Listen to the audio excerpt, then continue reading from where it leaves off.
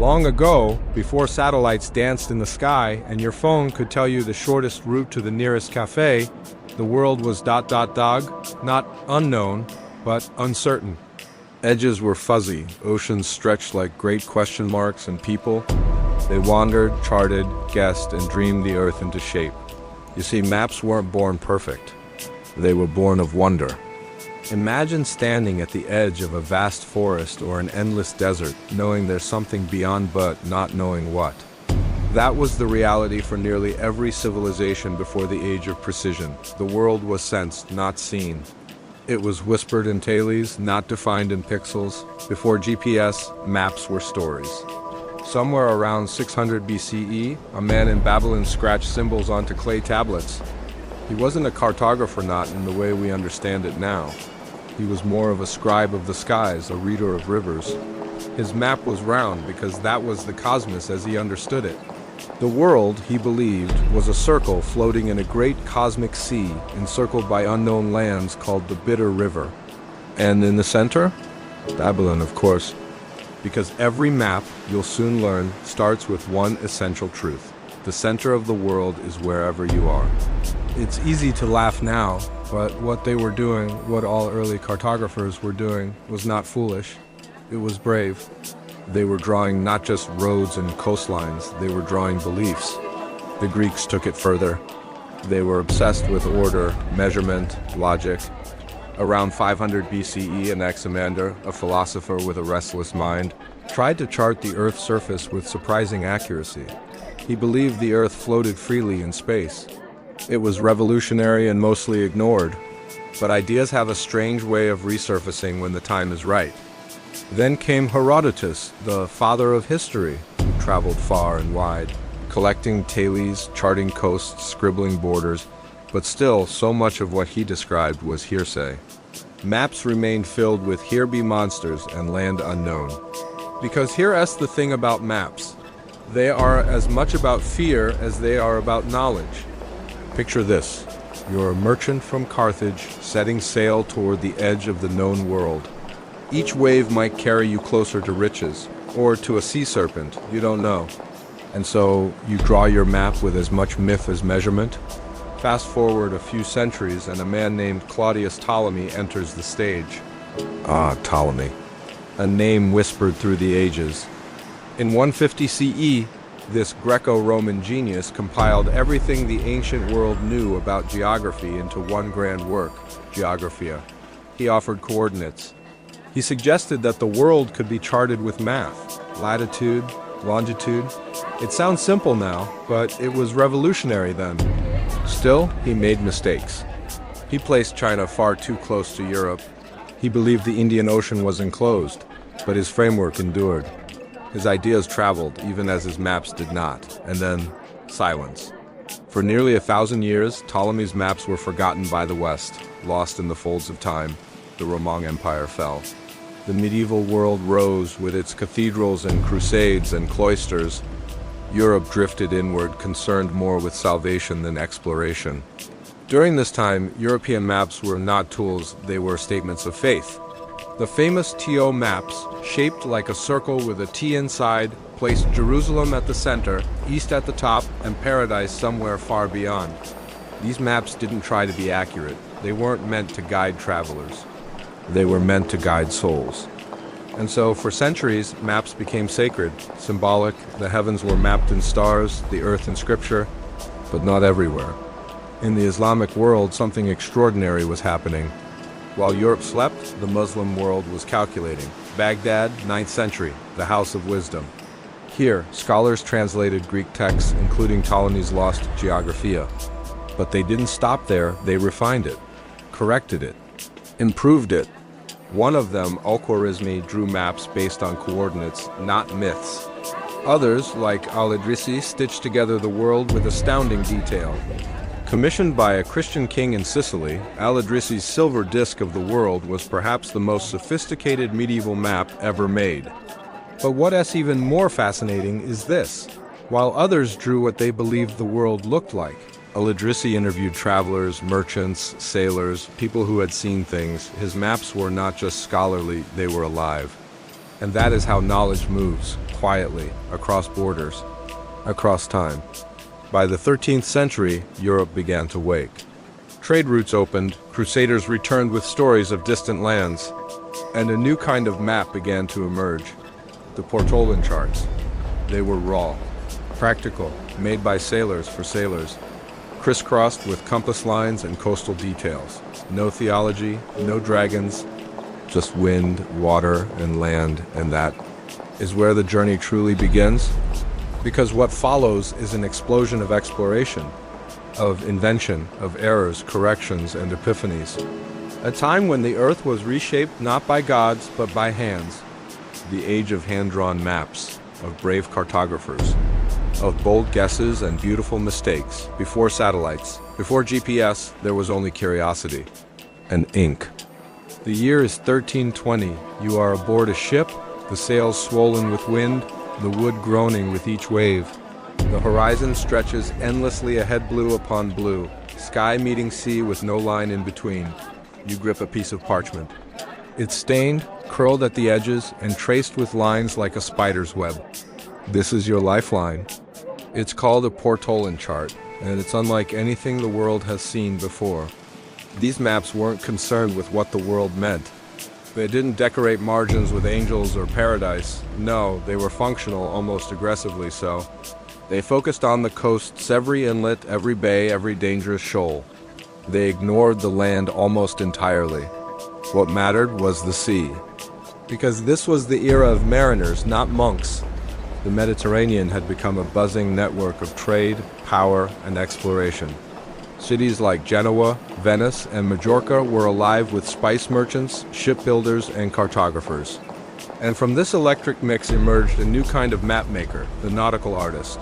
The charts they created were dazzling. Each began with a central point, from which lines radiated outward like the rays of a sun. These were the rum lines, marking directions based on the compass. Sailors could plot their course by aligning with the stars and tracing the correct angle across these lines. In a time before longitude, this was as close to navigation magic as one could get. The maps were often drawn on parchment made from animal skin, durable, water-resistant, and expensive. They weren't rolled. They were folded, bound, and protected. The ink used was mixed carefully, gall from oak trees for black, precious minerals for color, gold leaf for decoration. And in the corners, the compass rose bloomed like a flower. Each direction marked by ornate letters, L for Levante, P for Ponente, T for Tramontana, and so on. The north was crowned with a fleur-de-lis, regal and sharp. The east, always facing up, was marked with a cross, because Jerusalem was still, in many hearts, the world's sacred axis. And yet, for all their artistry, these charts were brutal in intent. They were used by men who feared the sea and needed to master it. There were no place names inland, no borders. Just coastlines, just what could be seen from the deck of a ship. This was practical geography experience turned to image. But who made them? Often, they were created by members of powerful families, cartographic dynasties in places like Majorca and Venice. Fathers taught sons, secrets were guarded.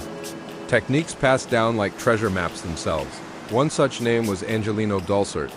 In 1339, in Majorca, he created one of the most celebrated Portolan charts in history. It stretched beyond the Mediterranean, daring to show the Atlantic and parts of Africa. It wasn't just a navigational tool, it was a bold claim. We know more than we did yesterday. Still, for all their precision, these charts had a blind spot, an enormous one. They worked best where coastlines were known. But what about the rest of the world? That was where imagination still ruled. And into that gap stepped a new breed of cartographer, one who dared to mix science with art, fact with dream. In the late 14th century, maps began to evolve again. The growing hunger for land, gold, and souls pushed European kingdoms outward. Monarchs wanted more than just coastlines, they wanted the whole world. And so, maps grew wilder. One of the most famous maps of this strange hybrid era was the Catalan Atlas, created around 1375. Imagine a manuscript the size of a table, rich in gold, cobalt, and crimson. On it, lands are drawn, not just with geography, but with narrative. Tiny illustrations dot every surface. elephants in India, camels in the Sahara, a sultan on a throne, ships at sea, and a bearded man in Asia holding a scroll Marco Polo. It was a map, yes, but it was also a storybook. This was cartography as theater. Every known trade route, every exotic city, every whispered rumor was etched into it. Not because the mapmaker believed it all, but because someone somewhere said it was true. You see, before satellites could confirm things, maps were debates, conversations, arguments frozen in ink. To modern eyes, the Catalan Atlas looks chaotic. But to the people of the time, it was a window to possibility. A magical document that suggested you could go there wherever there was. And so, adventurers packed their ships, trusting these painted guesses to carry them safely across oceans. But still, something was missing. Latitude had been managed for centuries. You could find your north-south position with an astrolabe or quadrant by measuring the angle of the sun or stars. But longitude, east to west, remained a mystery. To fix your longitude, you needed to know the time at your starting point. And before clocks could survive the shaking of a ship, that was impossible. So cartographers did their best, they guessed. They aligned cities east to west that weren't. They compressed continents. They stretched oceans. And sometimes they invented entire islands to make the distances feel right. This wasn't lying. This was problem solving. Every map was a theory, and every journey either proved or disproved it.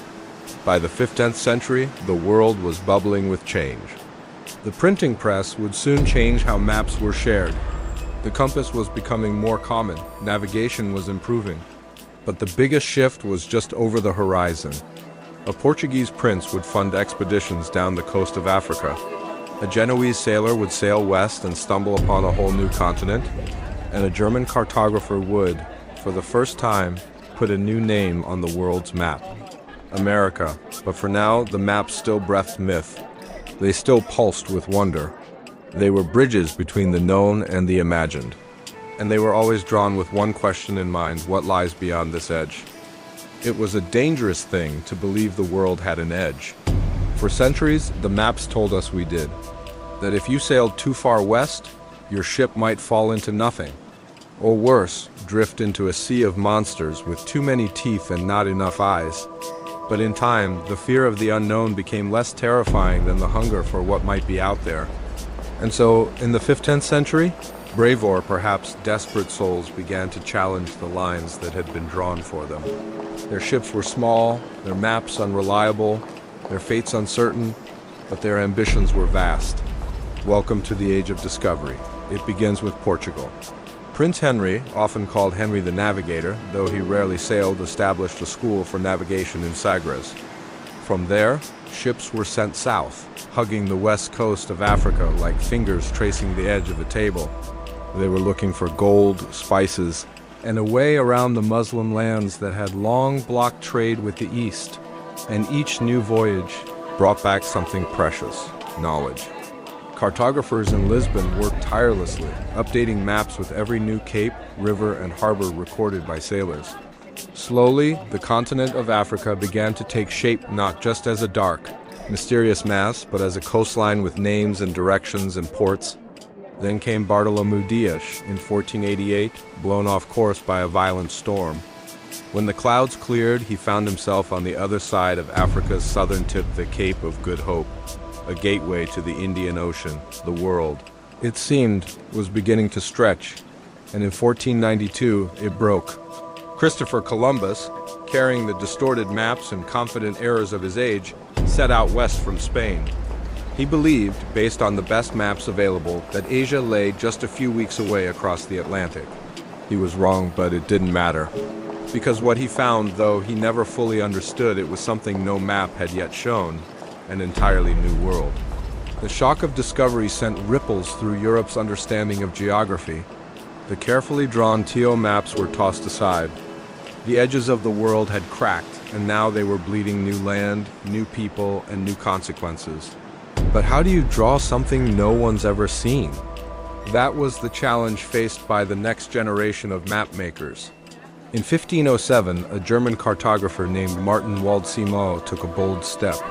Working from the latest reports of explorers, he printed a new map, massive, wall-sized, and shockingly modern. It showed the Western Hemisphere as separate from Asia, and labeled a southern portion of this new land America after the explorer Amerigo Vespucci. It was the first time the name would appear on a map. It caught on quickly. Walt Siemler didn't just make a map, he made history. But the problem with maps is this. The moment you make one, the world has already changed. Forests burn, rivers shift. Borders are drawn and erased by war and greed. New lands are found. Old ones are lost. And so, even as cartographers improved their methods, their tools remained crude. Explorers relied on dead reckoning, a technique where you estimate your position based on speed, direction, and time. But this meant errors piled up quickly. You could think you were sailing along the coast of China when really you were approaching Brazil. This led to strange consequences. Entire islands appeared on maps for centuries, simply because someone once thought they saw one. The island of California was drawn as a separate landmass well into the 1700s, the mythical Isle of Demons. Hy Brasil and St. Brendan's Isle haunted maps long after most had stopped believing in sea monsters. But belief is powerful. If a map said something was there, people acted as if it was. And so, in a strange way, maps didn't just reflect the world, they created it. As voyages increased, so did the precision. Tools like the cross staff, astrolabe, and eventually the sextant helped sailors find their latitude with more accuracy than ever before. But longitude, east to west, remained elusive. Until the 18th century, there was no reliable way to measure it at sea. Still, progress marched on. One of the most ambitious mapping efforts came in the early 16th century under King Charles V of Spain. A royal cosmographer, Diego Ribeiro, created maps that attempted to stitch together everything Spain knew about the globe. His work, the Padrón Real, was kept secret to guide Spanish ships and keep the empire's advantage. It was cartographic espiage. Other nations followed suit. The Dutch, French, and English all invested heavily in their own mapping systems. As competition grew, maps became weapons as much as tools. By the 1600s, entire mapping corporations existed. The Dutch East India Company created its own charts, closely guarded and never shared with outsiders. To leak a map was treason. And still, inaccuracies persisted. Australia, for example, appeared on some maps decades before Europeans had explored its full coastline. Parts of the Pacific were imagined, guessed, or stolen from indigenous knowledge. Because let's not forget, while European cartographers believed they were discovering the world, they were often just redrawing what local people already knew. Maps, after all, are about power. To draw a place is to claim it. To name it is to own it. To put it on a map is to say, this is part of our world now. And so, as the age of discovery turned into the age of colonization, maps became compasses not of curiosity, but of conquest. But the story isn't over yet. In the centuries to come, great challenges remained. The poles were still mysteries. The depths of the oceans unread, longitude unsolved. And still, no one could draw a perfectly accurate map of the Earth. But that never stopped anyone from trying.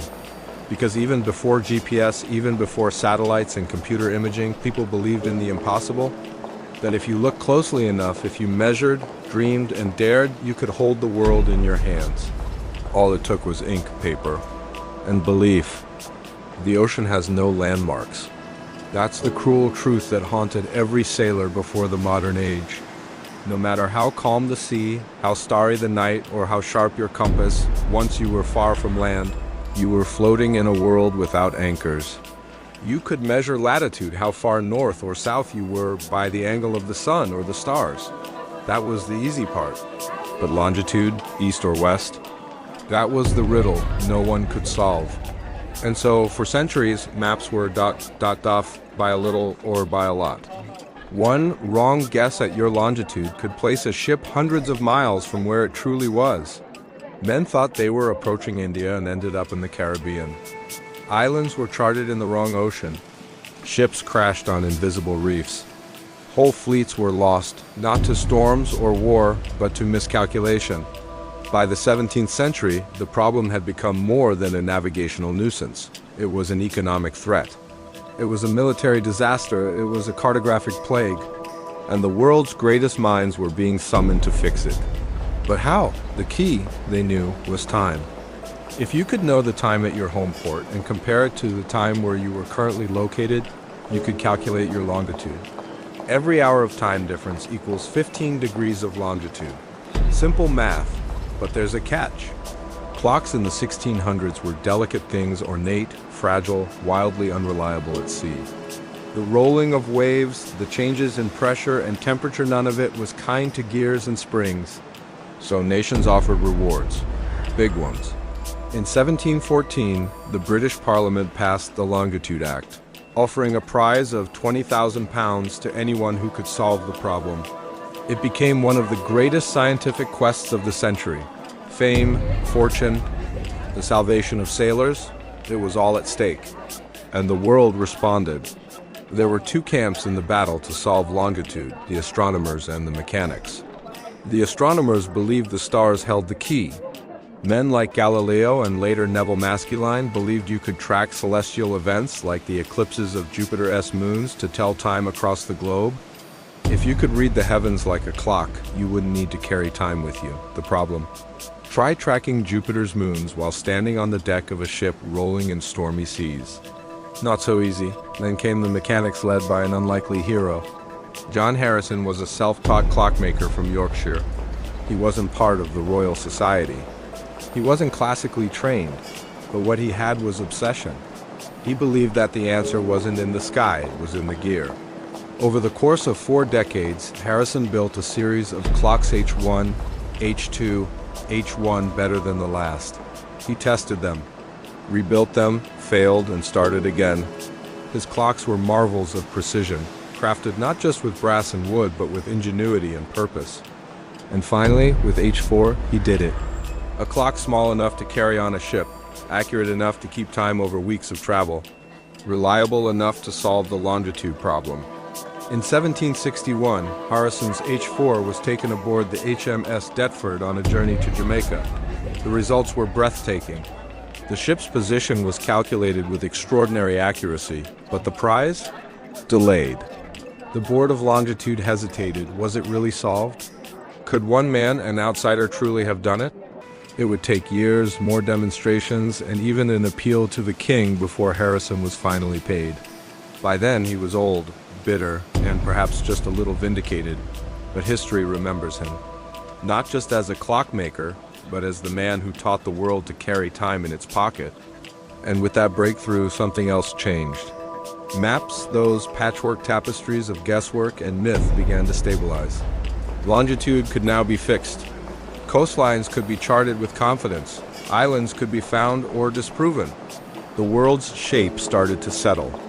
The Earth, once uncertain, was beginning to look familiar, but not everyone welcomed this new clarity. For some, the mystery of the map had always been part of its magic, the sense that something lay just beyond the horizon, a forgotten island, a lost continent, a place untouched, unnamed, and unclaimed. But now, the lights were coming on, and the blank spaces were vanishing. Cartography was becoming a science. It was gaining rules, accuracy, discipline, but with that came a kind of sorrow. Where were the dragons now? The sea serpents? The golden cities drawn in deserts that never existed?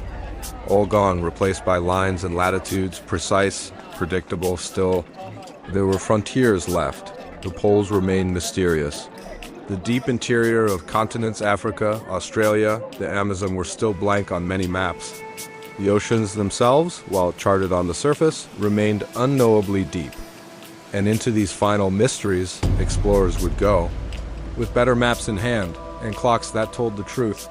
But something curious was happening at the same time.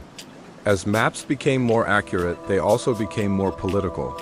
Because to chart a place was no longer just an act of curiosity, it was an act of control. Empires began to commission massive surveys not just of far-off colonies, but of their own lands. France, Britain, Russia, mapping became a tool of taxation, administration, and power. It determined where roads would go, where armies would march, who would rule and who would pay. The dream of the map, the romance of it was being replaced by its utility. But even then, for those who still believed in the poetry of geography, there was hope. Because no matter how detailed the map, you could never quite map the human spirit. It wandered still, and so did the stories. By the dawn of the 18th century, the world had become a canvas, and the powers of Europe were determined to redraw it in their own image. With longitude finally conquered and precision tools in hand, maps had evolved from mysterious scrolls to imperial blueprints. They were no longer just about discovery. They were about dominion. To map a land was now to lay claim to it. To chart a border was to decide who lived where and under whose rule. The pen had become sharper than the sword. One of the most ambitious mapping projects of the era began in France in the 18th century.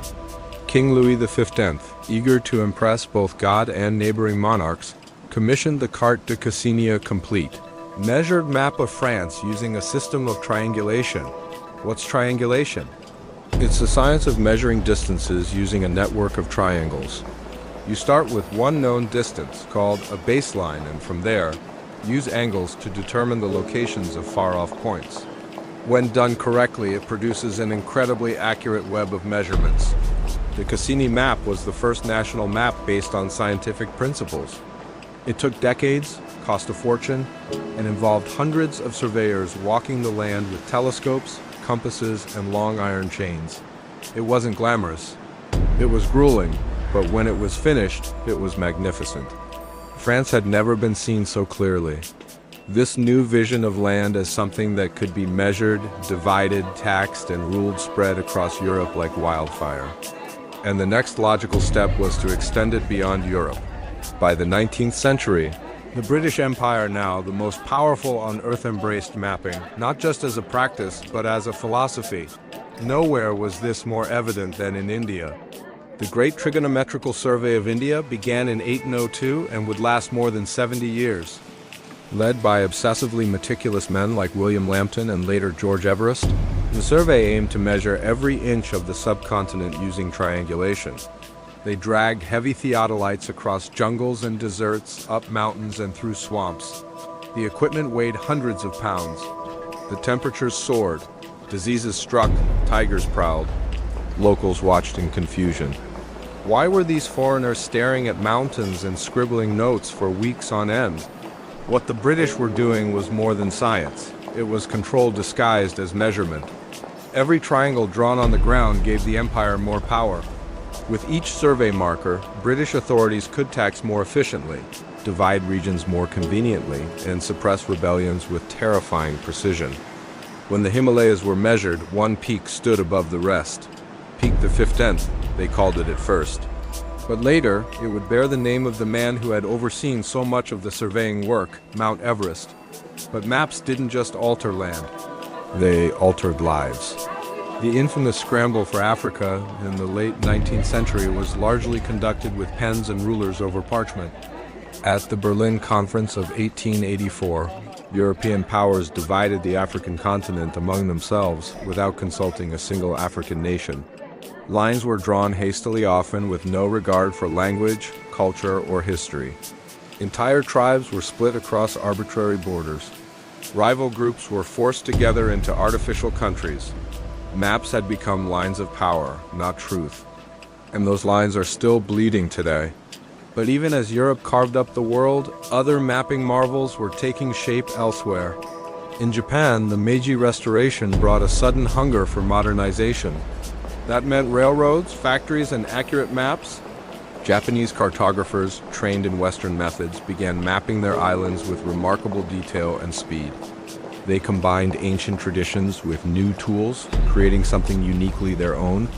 Meanwhile, in the United States, the push westward known as Manifest Destiny drove settlers across mountains and deserts, fueled by maps that promised fertile land, flowing rivers, and golden dreams. Surveyors and explorers like John C. Fremont mapped the American West, often omitting the presence of native peoples entirely, as if the land were empty. Maps, once used to explore, were now being used to erase. Yet, even during this era of expansion and conquest, the art of mapmaking did not disappear. One of the most famous cartographers of the 19th century was David Rumsey, whose atlas collections were as beautiful as they were detailed.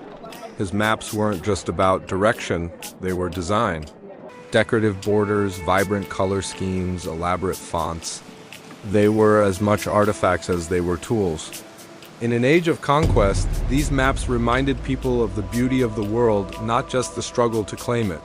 But perhaps the most poetic shift in this period was the quiet realization that no map could ever be complete, because the earth moves. Rivers shift, cities rise and fall, empires burn, and even as cartographers tried to define the world in ink, the world refused to stay still. This made every map, no matter how precise, a snapshot, not a truth, a suggestion, a story. And stories, as we've seen, evolve. Still, by the end of the 19th century, something remarkable had occurred. The vast unknowns that had haunted mariners and mystics for millennia were shrinking. The polar regions remained mysterious. The ocean depths, largely uncharted. But the shape of the world, the continents, the coasts, the countries was becoming fixed in the human mind. And with the arrival of photography, printing, and eventually airplanes, the final frontier of mapmaking was approaching. The question was no longer, where are we? But how fast can we get there? Because the next great revolution in cartography wouldn't come from explorers. It would come from above. The year is 1909. Above the French countryside, a thin shape floats through the morning mist. It's not a bird, not a balloon. It's something altogether new, a machine, heavier than air, somehow staying aloft. Below, the world is silent. Houses become squares, fields become patches. Roads thin to pale lines stretching toward some distant vanishing point. For the first time in human history, a cartographer sees the world as a bird would not drawn from memory or stitched together from sailor tailies, but seen all at once from above. The sky, once feared as the realm of gods and dreams, was becoming a workplace, and this was only the beginning. Until this point, maps had always been built from the ground up. Surveyors marched, climbed, and measured. They recorded angles with theodolites, laid chains across valleys, and built their understanding from point to point. It was painstaking, it was dangerous, it was slow. But in the 20th century, everything changed, because now humans could fly. And once they flew, they started taking pictures. The First World War marked a turning point. At the start of the war, military reconnaissance still relied on men with binoculars and sketch pads. Cavalry scouts rode ahead. Field agents listened for gunfire and guessed troop movements. But then came the airplane. At first, they were used to spot enemy positions. Pilots flew low, dodging bullets, scribbling notes as quickly as they could. But soon, someone had a better idea. Why not bring a camera? By 1915, aerial photography had become one of the most vital tools of the war. Planes flew with massive box cameras bolted to their sides, snapping image after image as they passed over trenches, railroads, and supply lines. Every photograph told a story. When stitched together dozens, sometimes hundreds at a time, they formed a kind of visual map no human had ever seen before. Not imagined, not drawn, but real. For the first time, commanders could see the entire battlefield before making a move. But the implications stretched far beyond war, because if you could map a battlefield from the air, you could map a continent.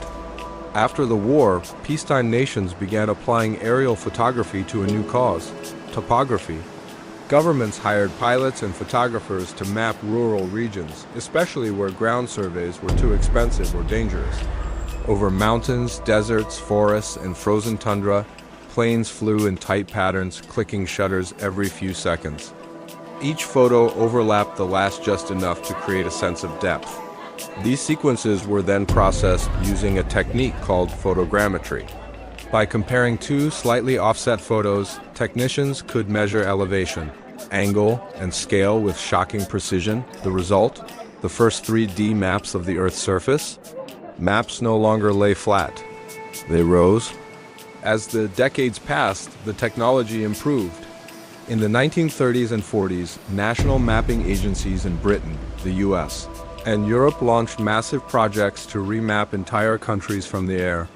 Roads, rivers, farms, forests, everything was documented, classified, and drawn into clean, modern maps. And then, once again, the world went to war. World War II supercharged aerial mapping. The Allies poured resources into better cameras, faster planes, and more accurate photogrammetry. By 1944, the D-Day landings were guided by some of the most precise maps ever produced, generated from thousands of aerial photos, some taken at great risk over German-occupied France. Entire cities were mapped. Enemy supply chains tracked, secret installations revealed. The camera had become a weapon, and so had the map. But once the war ended, the eye in the sky didn't blink. Instead, it climbed even higher. In 1957, the Soviet Union launched Sputnik, the first artificial satellite. It wasn't a camera, just a beeping metal ball, but it changed everything. Because it told the world one thing: the sky was no longer the limit. The space race had begun. And in this new race, maps were not optional, they were essential. Soon, satellites were fitted with high-resolution cameras. These weren't like the ones we use today. There were no digital images, no instant downloads. Instead, they used film. Literal rolls of film, sometimes miles long, exposed in orbit, and then ejected in small capsules that parachuted back to Earth. Recovery planes caught them mid-air like birds snatching prey. It was spycraft, and science rolled into one. The U.S. Corona program, active from 1960 to 1972, secretly captured millions of images of Earth's surface. At first, its purpose was military, keeping an eye on Soviet missile sites. But later, many of these photos were declassified, and when scientists saw them, they saw a gold mine. Glaciers, forests, volcanoes, urban sprawl, ancient ruins. The history and future of Earth laid bare in grayscale. Suddenly, mapping wasn't just for geography. It was for climate, ecology, archaeology, disaster relief, and one day, even navigation. But let's pause for a moment. Because while all of this was happening, planes buzzing, satellites orbiting, there were still cartographers sitting at desks, bent over drafting tables. They traced lines by hand. They inked rivers and shaded mountains with gentle hatching. They used grids, scales, and legends. They worked slowly, carefully, like monks illuminating manuscripts. Because even with all the technology in the sky, someone still had to interpret it, translate it, shape it, and yes, draw it. Because a photograph isn't a map, it's a moment. A map is a decision, what to include, what to leave out, what to name, what to erase, and that choice still belonged to people. But the pace was quickening. With computers on the rise and satellites growing smarter, the age of traditional mapmaking was entering its final chapter. What began as stories carved into clay and coastlines imagined from memory was about to become something else entirely. A world not just seen, but known. It begins, as revolutions often do, not with thunder but with quiet code. In the late 1960s and early 70s, while satellites blinked silently overhead and cartographers still hunched over paper maps, a new kind of mapmaker emerged, one who didn't carry a compass or a telescope or a sketchpad. They carried a keyboard. Their maps weren't drawn with ink. They were written in data. The transition from analog to digital didn't happen overnight. It crept in like fog rolling over familiar ground. At first, digital mapping seemed like a curiosity and experiment hidden in university labs and government research agencies. But even back then, something fundamental had shifted. Maps were no longer static objects. They could now be stored, copied, manipulated, and layered. They could change shape, change scale, change purpose, and they could do it in real time. The earliest efforts focused on simple geographic information. Basic terrain, land use, water boundaries. But the potential was already there to turn the entire surface of the Earth into an interactive, living data set. This is the beginning of GIS, Geographic Information Systems. And though the acronym sounds dry, the implications were revolutionary. In 1963, a Canadian geographer named Roger Tomlinson developed one of the world's first true GIS programs while working for the Canadian government. His task? To map forests, farmland, and resources in vast and sparsely populated provinces. But what he really did was prove a concept. that geography could be stored on a computer. Every mountain, every highway, every village reduced to coordinates and tags. These weren't just maps. They were digital containers for knowledge. Over time, GIS became a powerful tool. Governments used it to plan cities. Scientists used it to model climate change. Businesses used it to find customers. Epidemiologists used it to track disease. And still, the general public barely noticed, until something else happened. Something bigger, the internet. By the 1990s, computers were no longer locked in labs. They were in homes, schools, libraries, and with them came the next wave of digital cartography interactive maps. You could zoom in, zoom out, pan across the globe, click a city, find a road, measure a distance. It was intoxicating. But behind those simple clicks was a deep and complex system of coordinates, projections, layers, and scripts. Cartographers were now joined by programmers, designers, and data scientists. Suddenly, anyone with a modem could explore the planet. And then came a name that changed everything: Google. When Google Maps launched in 2005, it was more than a tool, it was a portal. For the first time, billions of people could hold a detailed map of the entire world in the palm of their hand. You could search for a street in Rome, drop a pin in Tokyo, trace a river through the Amazon from your living room. But that wasn't the revolution. The revolution was real-time navigation. Because Google Maps didn't just show you where something was, it told you how to get there, it tracked traffic, estimated arrival times, suggested alternate routes. It even told you where to stop for coffee. It was everything paper maps could never be alive. And it was built on thousands of years of evolution. But it didn't stop there. As smartphones took over the world, mapping technology became even more intimate. Your device knew your position accurate to within feet. It knew where you'd been, where you were going. It learned your patterns, predicted your paths. And suddenly you became part of the map. Every turn you made, every shop you visited, every search you typed, it all fed back into the system, helping improve the very maps you used. In a way, you were no longer just a user of maps, you were a source. Millions of people, unconsciously, were shaping a collective, living geography every single day. The Earth, once sketched from the decks of ships and mountain ridges, was now being mapped from inside your pocket. But there's a paradox here. The more accurate our maps became, the less we noticed them. There's a quiet magic in unfolding a paper map, running your finger along an unknown road, imagining what might lie at the bend. That tactile, uncertain wonder. That sense of adventure. Digital maps, for all their brilliance, made navigation automatic, seamless, passive. You no longer had to understand geography. You only had to follow instructions. In the process, something else faded, the sense of place. Still, the digital revolution wasn't finished, because the Earth itself was no longer enough. Mapping was now reaching inward into buildings underground, even into human bodies.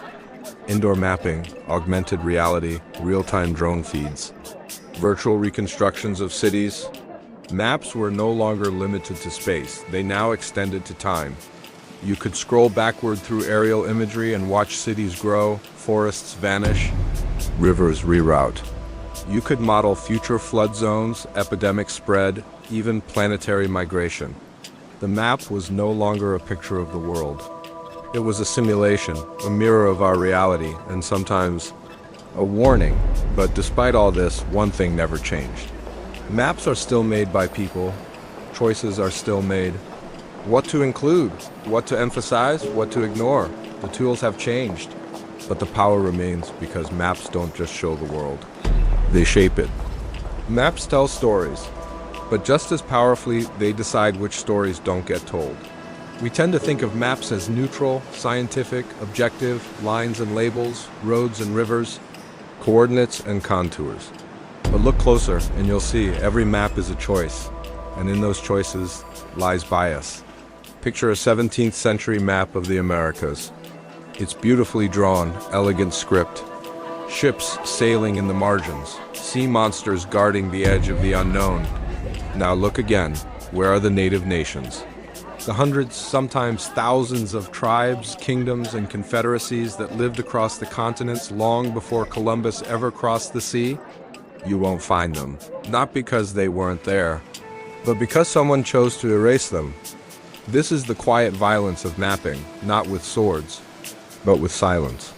Cartographers, especially in the service of empire, were rarely neutral.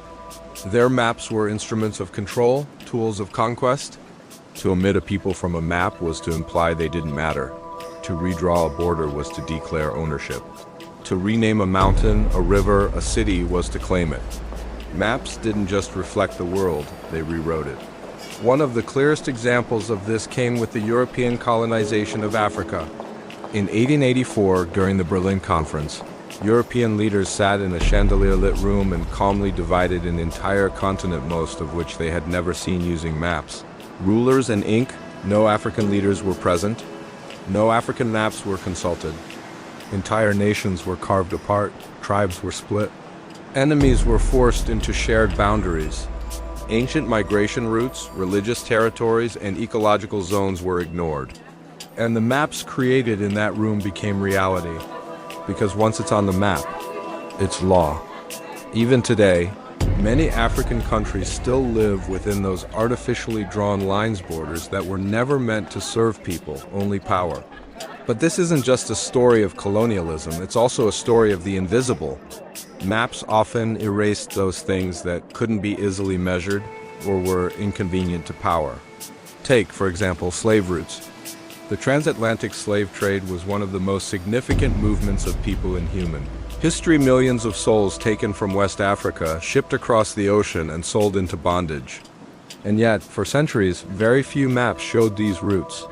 They were whispered of in ledgers, hidden in trade records, a footnote in economic atlases. The suffering of millions was largely unmapped, because it didn't serve the story being told. Even natural places can vanish from maps. In the United States, countless lakes, valleys, and mountain ranges, once known by indigenous names, were renamed by settlers and surveyors. A river once called Mississippi by the Ojibwe becomes the Mississippi. Denali, the high one in Koyukon-Athabascan, is renamed Mount McKinley after a president who never even saw it. These names weren't just labels, they were history, language, memory. And when they disappeared from maps, a part of that culture disappeared too. But erasure isn't always intentional. Sometimes it's born from ignorance or fear. There are maps that show blank spaces, the uncharted, the unknown, the terra incognita. But often those places weren't unknown at all. They were known deeply and intimately by those who lived there. It's just that European explorers hadn't mapped them yet, so to their minds, they didn't exist. Take the Amazon rainforest. To European cartographers of the 16th century, it was a green, void, and impenetrable wilderness. But to the indigenous peoples who thrived there for thousands of years, it was a mosaic of rivers, trails, villages, and sacred places, a network of living knowledge. But that knowledge was oral, passed from elder to child, not written, not surveyed, so it was invisible to map makers. And even today, with all our satellites and sensors, some places remain unmapped, not because they're distant, but because they're deliberately excluded. In modern China, maps used by the public differ from those used by the government. Sensitive areas, military installations, politically charged regions are blurred, shifted, or erased. In North Korea, maps are highly censored, and many internal locations remain unknown to outsiders. Even in democracies, some maps are redacted. Certain sites are marked with blank spaces or simply labeled restricted. The map you see is not always the map that is. But this isn't a story of cynicism, because while maps have been used to erase, they've also been used to resist. Today, indigenous communities are reclaiming their geography through counter-mapping, creating their own maps based on oral traditions, cultural landmarks, and ancestral trails. In South America, community cartographers are mapping illegal deforestation in the Amazon. In Palestine, alternative maps document land loss, demolished villages, and disrupted road stories often ignored on official maps. In Canada, new maps overlay traditional First Nations territories over modern provincial boundaries, reminding the world of whose land it really is. Maps are no longer just tools of the powerful. They're becoming tools of memory, of justice, of truth. So the next time you look at a map, whether in an atlas, an app, or etched into stone, ask not only what is there, but also what is missing. Ask, who drew this, why, and for whom? Because sometimes the most important parts of a map are the parts that aren't there at all. Pick up almost any classroom map, and it will show you the world in a familiar way. North America on the left, Europe and Africa in the center. Greenland looming like a white giant above Canada, Australia squatting near the bottom. Everything perfectly lined up, rectangular and neat. You've seen it since childhood, and yet none of it is quite real. Because here's the truth. You cannot flatten a sphere without breaking it. Try peeling an orange and laying the skin flat on a table, it wrinkles. It cracks, it folds in odd places. This is what map makers have wrestled with for over 2,000 years. How do you represent a round Earth on a flat surface without distorting it? The answer? You don't. You choose which lies to tell. The Earth is a sphere mostly. Every point on its surface is curved. Every degree of longitude gets closer together as you approach the poles. Every distance, every angle, every shape on a globe, they're honest. But once you try to flatten it, something has to give. Shapes, sizes, directions, distances. Pick two, maybe three. You can never have all four. And so every map projection is a compromise. Some stretch continents, others twist oceans. Some make countries seem larger than they are. Others cut the world apart just to fit it on the page. Each projection tells a different story. The most infamous and most widely used projection is the Mercator. Created in 1569 by Gerardus Mercator, a Flemish cartographer, it was a brilliant solution for navigation. On the Mercator projection, any straight line is a line of constant compass bearing perfect for sailors plotting a course across the sea. But to make that work, Mercator had to stretch the map vertically. The farther you get from the equator, the more distorted the map becomes. And that's why Greenland, which is roughly the size of Saudi Arabia, looks as big as Africa, which is 14 times larger. This wasn't an intentional act of deception, but the consequences were profound. Over time, the Mercator projection became default, especially in Western schools, atlases, and wall maps. It was clean, familiar, easy to print, but it subtly reinforced a lie, that countries in the Northern Hemisphere, Europe, North America were larger, more important, more central than those near the equator. Africa appeared small, South America seemed narrow. Australia looked like a distant afterthought. This distortion wasn't just geographic, it was psychological. When we see something as bigger, we instinctively think it's more powerful. So the map we taught generations of children subtly confirmed what empires already believed, that they were the center of the world. But Mercator wasn't the only way. Many cartographers tried to correct the bias. In 1946, German historian Arno Peters proposed a different projection. The Gall-Peters map preserved relative area, so countries appeared in more accurate sizes relative to one another. Africa, at last, looked vast. Greenland shrank to its proper place. Latin America swelled back to scale. But there was a trade-off. The shapes of continents were stretched and strange, long and narrow. The oceans felt compressed. Directions were no longer intuitive. It looked wrong. Because what we're taught first, we remember best. And changing the world literally felt threatening to some. When Peters unveiled his map, many geographers mocked it. But others, especially educators, activists, and post-colonial thinkers, embraced it. Because it revealed something maps had long hidden. Bias hides in plain sight. There are other projections too. Robinson projection, a compromise map, elegant and balanced, used by National Geographic for decades. Shapes and areas are both somewhat distorted, but nothing is extreme. Goods Homolocene, a strange-looking map with interrupted oceans, designed to preserve landmass shape and size. Azimuthal projections, circular maps centered on one point, used for air route planning. Each one tells the Earth's story in a slightly different voice. Some whisper, some shout. None are completely honest, because they can't be. Today we can rotate 3D globes on our phones. We can zoom from satellite view to street view in seconds. But most of the time, we still return to flat maps because they're useful, portable, familiar.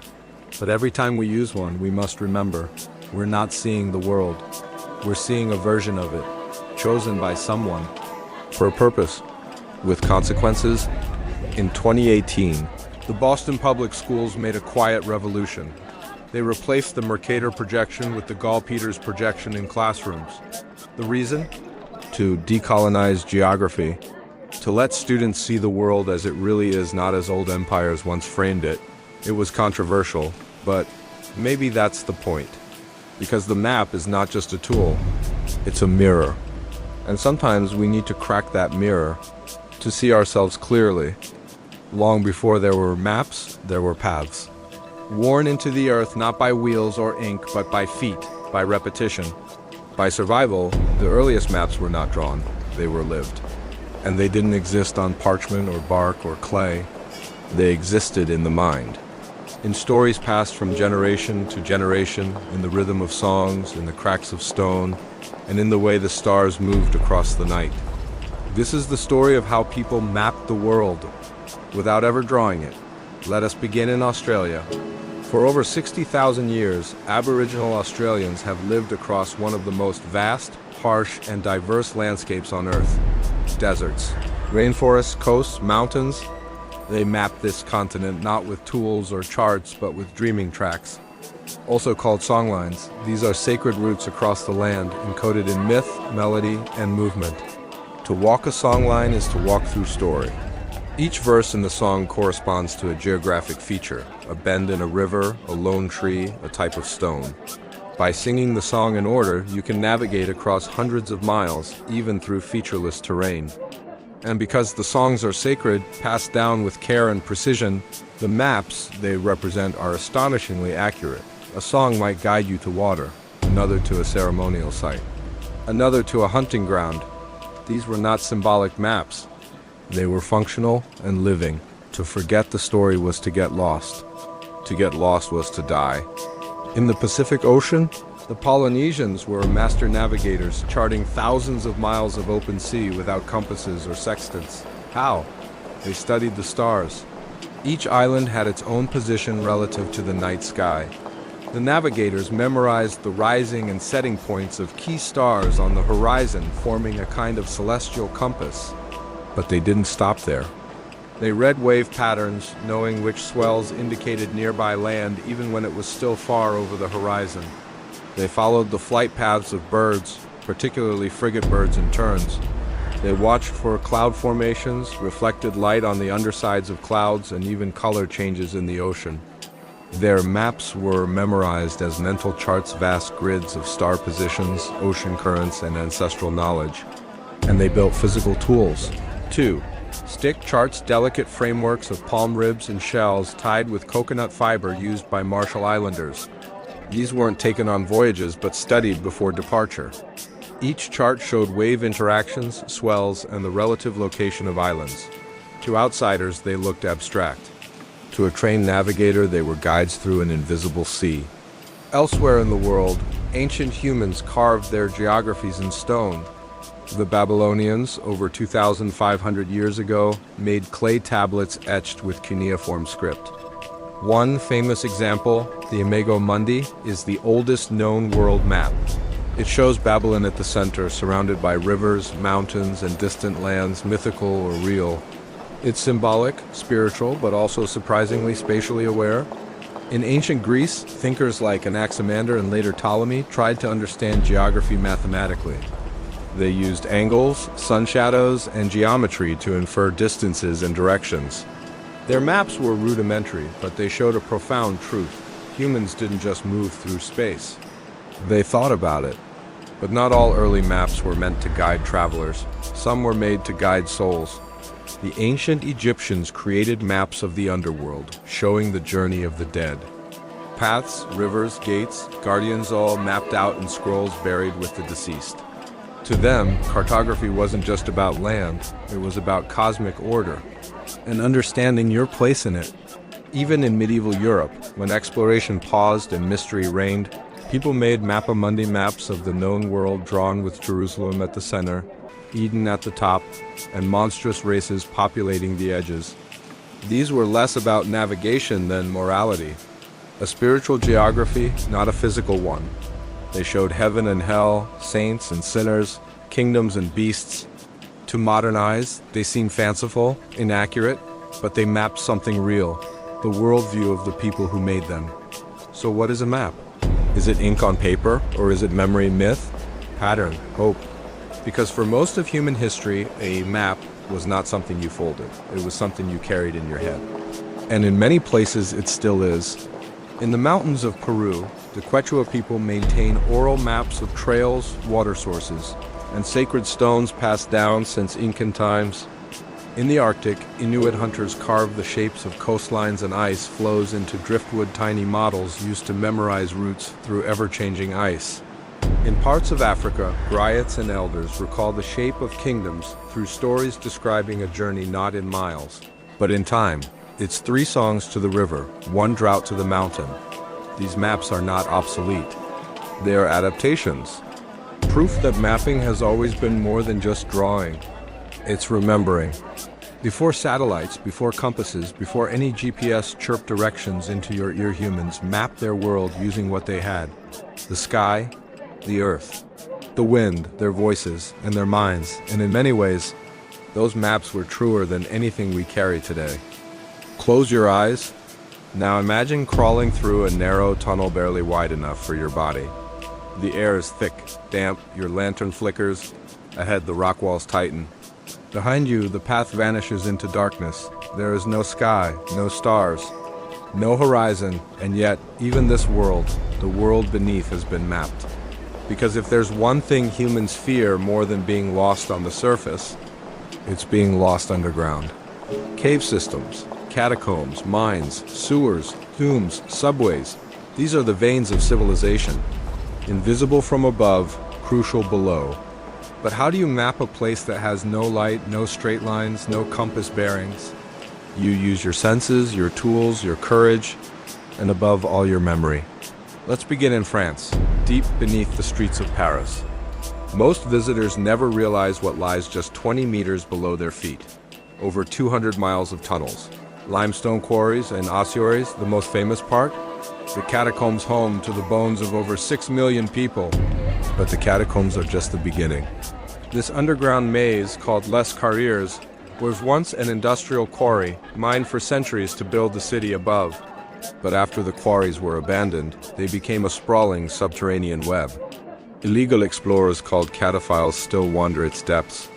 And they do it using hand-drawn maps sketched by candlelight, updated by memory, traded in secret. Why? Because no official map exists?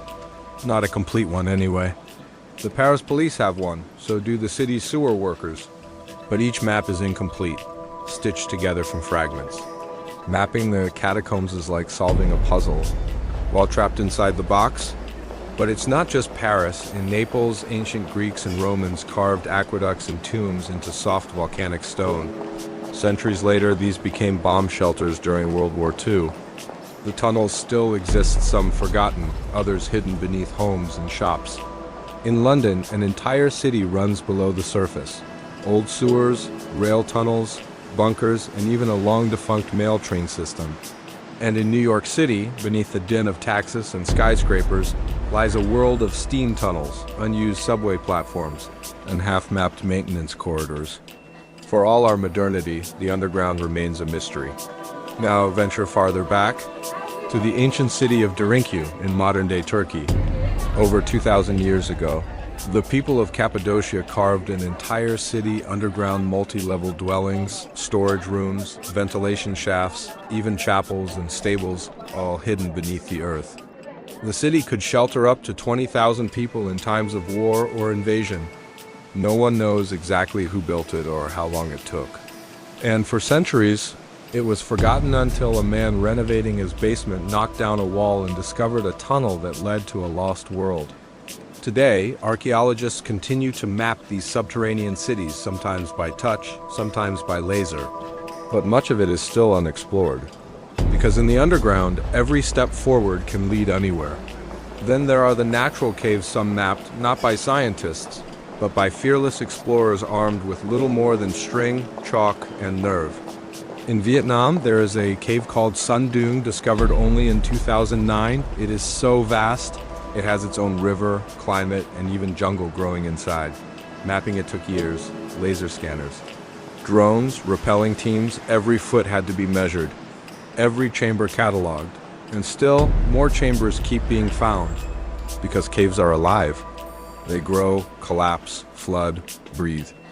To map one is to chase a moving target. But what about the world we built? Subway systems are among the most complex human-made underground maps ever created. Consider the Tokyo Metro with 13 lines, 180 stations, and over 9 million riders a day. The actual routes twist and turn like spaghetti, but the map? A beautifully simplified diagram, not to scale, not directional, but legible. This style, called a schematic map, was first made famous by Harry Beck, who redesigned the London Tube map in 1933. His idea: forget geography, focus on clarity. Today, almost every subway system uses this method. It's not accurate, but it's understandable, and sometimes that's what matters most. Still, even our best maps of the underground are filled with blanks. Unknown chambers, forgotten vaults, blocked tunnels. During World War II, the Nazis built hundreds of bunkers and underground factories across Europe, many still undiscovered. In modern Poland and the Czech Republic, rumors persist of secret trains buried under the mountains. In Moscow, legends speak of Metro 2, a hidden subway system used by the Soviet elite, running parallel to the public metro. Officially, it doesn't exist. Unofficially, some maps suggest otherwise. Mapping the underground is unlike any other cartography. There is no horizon, no sun, no stars, only trust. Only footsteps, only memory. One wrong turn and the map in your hand becomes useless. One missing detail and a life can be lost. Which is why cave cartographers are among the most cautious, methodical, and respectful map makers alive. Because in the underground, the darkness does not forgive mistakes. Long before maps told us where we were, they told us where the gods lived. Look up on a clear night, and the sky seems simple. A black canvas scattered with stars, cold, silent, distant. But to the ancients, it was alive. The sky was a calendar, a compass, a prophecy, a kingdom. And mapping it wasn't about knowing where you were. It was about knowing why you were. The first maps humans ever made were not of land, but of stars. In prehistoric caves in France, Spain, Germany, archaeologists have found dots scratched into rock walls aligned in patterns that match constellations. The famous Lascaux cave, painted 17,000 years ago, contains a grouping of dots that almost certainly represents the Pleiades, a bright cluster of stars still visible today. These early stargazers were not astronomers in the modern sense. They were hunters, priests, dreamers, but they noticed something, that the stars moved, not randomly, but in a pattern. And those patterns became the first celestial maps. The Babylonians, around 1200 BCE, were among the first to systematically chart the heavens. Using clay tablets, they tracked the motions of the sun, moon, and visible planets with astonishing precision. They divided the sky into zones, much like modern astronomers do today, and gave names to star groups, some of which we still use. They noticed eclipses. They measured solstices. They even predicted planetary movements. But more importantly, they connected what happened in the sky to what happened on Earth. A bright star might signal the birth of a king, a sudden eclipse, the death of one. Their sky maps weren't just guides, they were omens. In ancient Egypt, the stars were even more practical. Each year, the Nile flooded, bringing life to the fields. But it didn't happen at random. It happened when Sopdite, what we now call Sirius, the brightest star in the night sky, rose just before dawn. This heliacal rising was so reliable it marked the Egyptian New Year, and so Egyptian priests charted the stars carefully, building star calendars called diagonal star tables on tomb walls, ceilings, and papyri. Each row showed a night, each column a star rising on the horizon.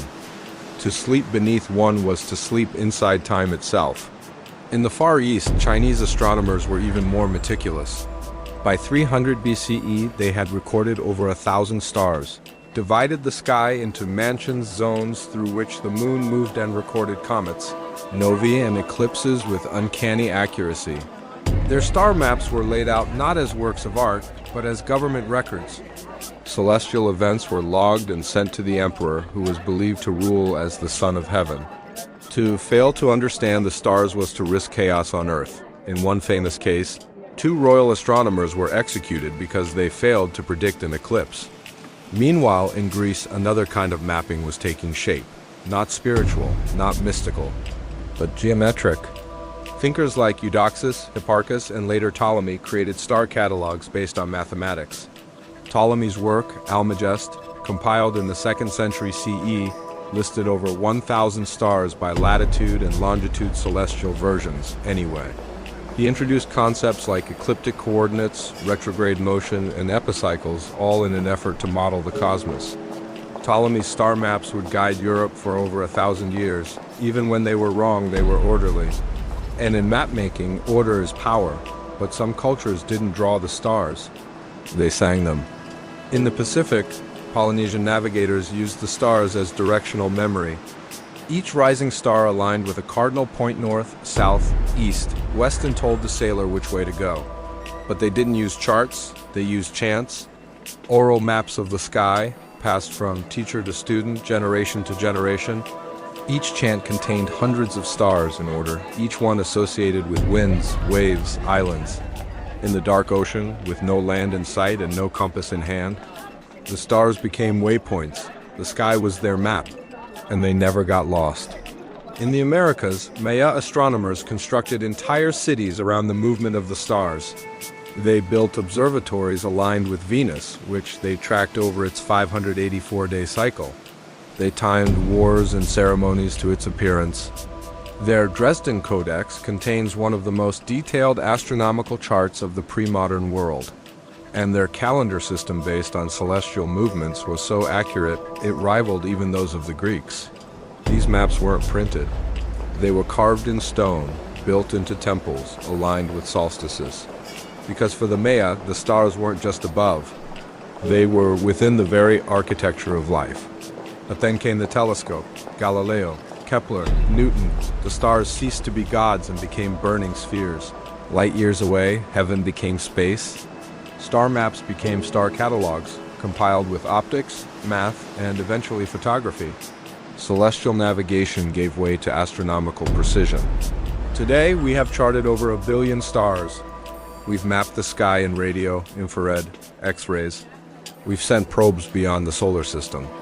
And yet, we still name constellations like Orion, Cassiopeia, and Ursa Major. We still teach children to find the North Star, and in remote corners of Earth, people still guide themselves by stars, just as they did 20,000 years ago. Because no matter how far technology takes us, mapping the sky reminds us of one thing: we are not above the cosmos. We are inside it. Every map has a center, a place the cartographer knows well. Where the rivers are named, the roads are measured. The mountains are familiar.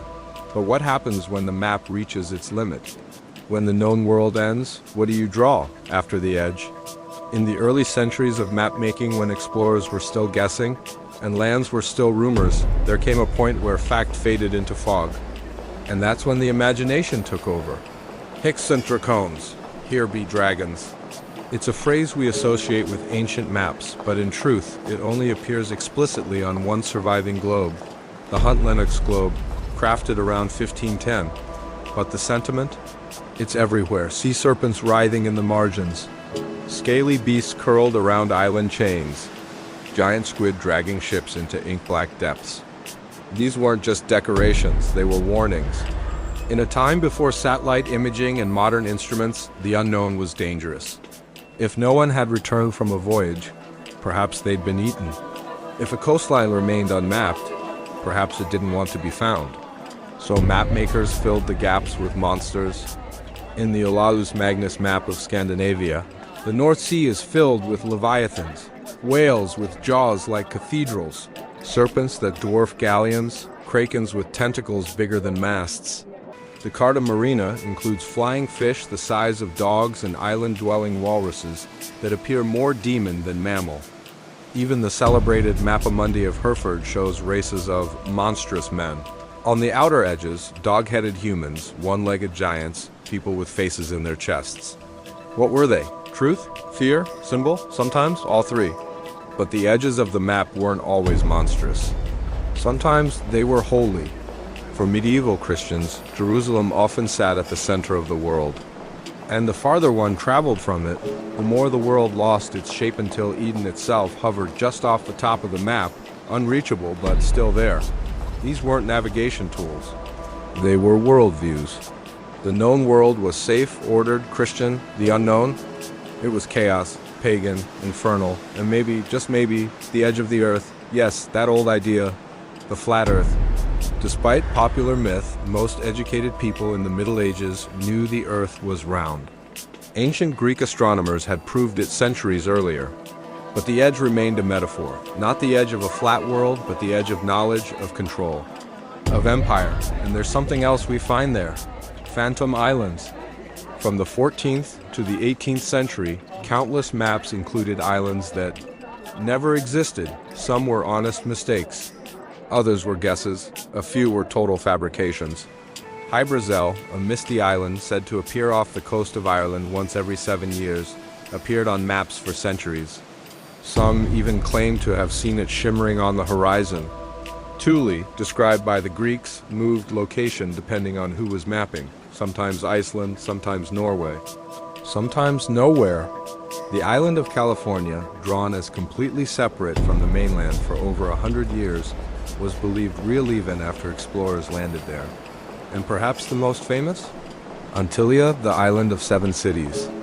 A place supposedly settled by Christian bishops fleeing the Muslim conquest of Iberia. Rich, peaceful, hidden. It appeared on maps for 300 years, then vanished. These phantom lands weren't mistakes, they were hopes or fears. They told the cartographer's story more than the world's. They were shaped by rumors from sailors, misread coordinates, or even stories told around firelight and storm. But once drawn on a map, they gained authority. Future explorers would go in search of them, believing they were real simply because they had seen them in ink. But there's one more layer to the edge of the map. Sometimes it's not monsters or myths that fill the margins. Sometimes it's silence, blanks, white space. To look at a 16th century European map of Africa or the Americas is to see massive voids, labeled simply as unknown land, terra incognita, unexplored. Of course, these places weren't empty. They were filled with people, cities, roads, rivers. They just hadn't been mapped by Europeans. And so they were made invisible, another kind of monster erasure. Eventually, as the age of exploration advanced, the edges closed in. Dragons were replaced by latitude lines. Phantom islands faded. The blanks were filled in with borders, trade routes, measurements, but something was lost too, the sense of wonder. The recognition that the map was never the territory, that there was always more than what could be drawn. Even today, some maps still carry unknowns. Deep ocean trenches with no names, jungle interiors that resist drone scans, uncontacted tribes whose locations are deliberately left off digital maps to protect them. And on Mars, Venus, even distant moons were just beginning to sketch outlines. In space, once again, here be dragons. A map can guide, but a map can also command. It can name a place, divide a land, erase a people. With the stroke of a pen, it can make one nation's dream another's nightmare. In the hands of power, a map is not just geography, it is authority. When the European empires set out across the oceans in the 5th, 10th, and 16th centuries, they didn't just carry weapons and sails, they carried maps. And with each new discovery, they drew lines not only to record what they found, but to claim it. To mark the land was to own it, even if someone already lived there. Take the Treaty of Tordesillas, 1494. Portugal and Spain, the two dominant naval powers of the age, were clashing over newly discovered territories in the New World. So the Pope stepped in with a line, literally. A vertical line drawn down a map of the globe, roughly 370 leagues west of the Cape Verde Islands. Everything to the west belonged to Spain. Everything to the east, to Portugal. It was a convenient solution. For them, the rest of the world, unconsulted, uncared for, unmapped, Brazil would later fall on Portugal's side. The rest of the Americas, Spain's, the ink had barely dried and entire continents had already been divided, and this was just the beginning. As colonial empires expanded, so did their maps, each one reinforcing not just where they ruled, but the idea that they had the right to rule. The British Empire, the French, the Dutch, the Belgians, they all sent cartographers ahead or alongside their soldiers and merchants. Maps became claims. If it appeared on a European map with your name on it, it was yours no matter who lived there or what they called it. In Africa, the damage was devastating. At the Berlin Conference of 1884 to 85, European powers gathered to divide the African continent among themselves. No Africans were invited. Using charts, maps, and assumptions, they drew borders, straight lines across deserts, jungles, and rivers with no regard for ethnic, linguistic, or cultural boundaries. Entire nations were split. Enemies were forced into uneasy neighbors. Nomadic lands were chopped into fixed zones. The results of those map lines still echo in conflict and instability today. Because borders drawn for empires rarely serve the people who live inside them. But conquest wasn't just about land. It was about names. Colonial maps renamed mountains, rivers, cities, wiping out local languages and replacing them with symbols of the conqueror. Mount Kilimanjaro was marked on German maps before locals even realized it had been discovered. Zimbabwe's ancient ruins were labeled Great Zimbabwe by outsiders, dismissing the idea that Africans had built such grandeur themselves. The Congo River was named not by those who lived along it, but by foreign mapmakers cataloging terrain for extraction. Mapping was about possession, not truth. This extended even to the seas. Nations mapped coastlines, shipping lanes, and resource zones to justify trade monopolies, naval dominance, and resource extraction. British and Dutch East India Company maps weren't just tools of navigation. They were corporate battle plans designed to control spice routes, gold ports, and slaves. And when resistance came, maps were redrawn again. Over and over, borders moved to suit the powerful, not the people. But sometimes resistance fought back through maps. In India, during the 20th century independence movement, alternative maps were drawn that centered Indian cities, culture, and land, not the imperial capitals. In Latin America, revolutionary groups created countermaps that depicted land not as owned, but as occupied by colonial forces. In Palestine, hand-drawn maps preserve erased villages, homes, and orchards, reminders of what once was. Maps were no longer just tools of control, they became evidence. Proof that power lies not only in who makes the map, but in who is missing from it. Even today, the politics of mapping continues. Google Maps displays different borders depending on which country you're viewing it from. Kashmir, Crimea, Taiwan, all appear differently, depending on national law and political pressure. The South China Sea, disputed by multiple nations, is crisscrossed with overlapping claims, each one backed by maps, ancient or recent. Indigenous communities across the globe are reclaiming their ancestral lands by creating their own cultural maps mapping sacred sites, ancient trails, and pre-colonial boundaries. Because to map a place is to assert that it matters. So when you look at a map and you ask yourself, who made this? For whom? And what was the cost? Because behind every line, every label, every neatly drawn border, there's a story of power, a story that's still being written. It used to be, if you got lost, you had to stop, look up, look around, ask a stranger, ask yourself, but today, you don't even feel it. One tap on a screen and a blue dot shows you exactly where you are, not just the city, the block, or the street, but the side of the street. Every movement you make, watched. Every wrong turn corrected, every hesitation eliminated. In a world with GPS, can you even get lost anymore? And if you can't, what are we missing? Maps once required memory. The route home from school, the trail behind your house, the shortcut through town your grandfather told you about. You didn't need to look at a phone, you looked at the world. Now, we outsource memory to the machine. We follow turn-by-turn commands so blindly that we often stop seeing the road altogether. We arrive where we meant to go, but we learn nothing about how we got there. GPS, the global positioning system, was born in the fires of Cold War necessity. First developed by the US military in the 1970s, it relied on a constellation of satellites orbiting Earth, each one constantly broadcasting a time-stamped signal. By triangulating signals from at least 4 of these satellites, any receiver could determine its precise position anywhere on the planet. By the 1990s, GPS had been released to the public.